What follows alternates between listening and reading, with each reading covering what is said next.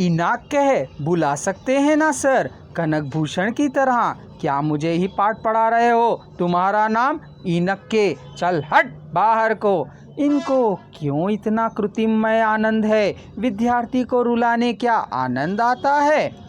Attendance फिर उसी प्रकार लेने पर रुलाई रुक गई, पर तन बदन जलने लगा। इनक नाम को किस प्रकार लिखा जाए समझ में ना आने के कारण मैं अपनी रचनाओं में कलकुलोरी ही लिख करता था। पत्रिकाओं में प्रकाशित हुआ करते थे। अंग्रेजी का स्पेलिंग उसी प्रकार रहने देकर तेलुगु में अलग तरह से उच्चारण करने का संकल्प लेने में मेरा मन उतारू हुआ। संस्कृत की डिक्शनरियों को उलट पुलट कर मैंने अपना नाम इनाक रख दिया। शास्त्री साधारण की तरह इनक का कह बुलाने पर मेरा नाम इनाक है सर, वैसा ही बुलाया कीजिए, मैंने उन्हें कहा। इतनी हिम्मत तुझमें?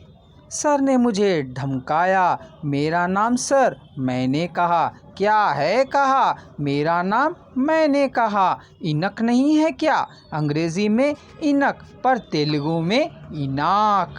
कैसे? विवेक विकास प्रकाश की तरह सर। मतलब इन आ का दो एकाक्षर हैं। रुको, रूम को आकर अर्थ बताना। ठीक है सर। उस दिन से शास्त्री मेरे नाम को इनाक कह बुलाने लगे। मुझे एवरेस्ट पढ़ने जितना आनंद हुआ, फिर दुख भी हुआ।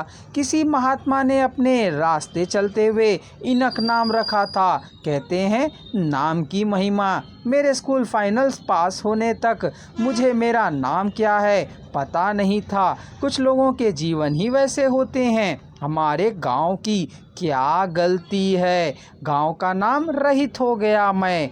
बचपन से मुझे दिए गए नाम को अपने आप बदल लेना कितना बड़ा अपराध है। मेरा नाम इंग्लिश में लिखने से अंग्रेज़ी नाम हो जाता है, तेलुगु में लिखने पर तेलुगु नाम हो जाता है। क्या इस तरह से दो नाम हैं? नाम को बदल लेना कितने दुर्भाग्य की बात है। इसका कारण हमारे व्याकरण पढ़ाने वाले मास्टर का होना कितने विषद की बात है। कुछ लोगों का दुख शाश्वत होता है। मैं भाग्यशाली नहीं हूँ, रुलाई रुकती नहीं है। भाग्य मुझे क्यों नहीं आशीर्वाद देता है? मैंने क्या अपराध किया है? मनुष्य ही तो हूँ ना। चमार का जन्म लेना क्या उतना बड़ा अपराध है? तेलुगु ऑनर्स में पहले साल हमें इंग्लिश और हिस्ट्री में यूनिवर्सिटी में परीक्षाएं लिखनी पड़ती हैं, किंतु तेलुगु में नहीं। हमें पढ़ाने इंग्लिश में इला सेन और शास्त्री आया करते थे। हिस्ट्री के लिए औरुगांटी रामचंद्रैया आया करते थे। इंग्लिश में किसी प्रकार की तकलीफ नहीं रहती थी। हाफ ईयरली हिस्ट्री में की परीक्षा में 100 में से 16 अंक मिले थे। आंसर शीट में सभी पृष्ठों में लाल रेखाएं खींचकर मात्र एक जगह अंक दिए थे। मुझे रोना आया। पेपर को लेकर सर के पास जाकर मेरा पेपर देखिए सर कहते हुए टेबल पर रखा। देखा है तुम्हारा सिर, तुम्हारी पढ़ाई तुम्हारे चेहरे की तरह है। कह मुख पर पेपर को दे मारा। यदि मैं ना रोता तो मैं किस तरह का व्यक्ति कहलाता? यह लेक्चरर पुण्यात्मा है। मेरी पुस्तिका को कम से कम छुआ तो इसने। हमारे डिपार्टमेंट में हमारे शास्त्री जी मेरे होमवर्क की पुस्तक को छूते तक नहीं थे। मैं पकड़कर पृष्ठों को उलटते रहने पर सही का निशान या इंटू का निशान लगाया करते थे। हमारा क्लास लीडर नहीं आया था तो मैं ही जाकर अटेंडेंस रजिस्टर को ले आया था। शास्त्री जी ने उस दिन अटेंडेंस ही नहीं लिया था।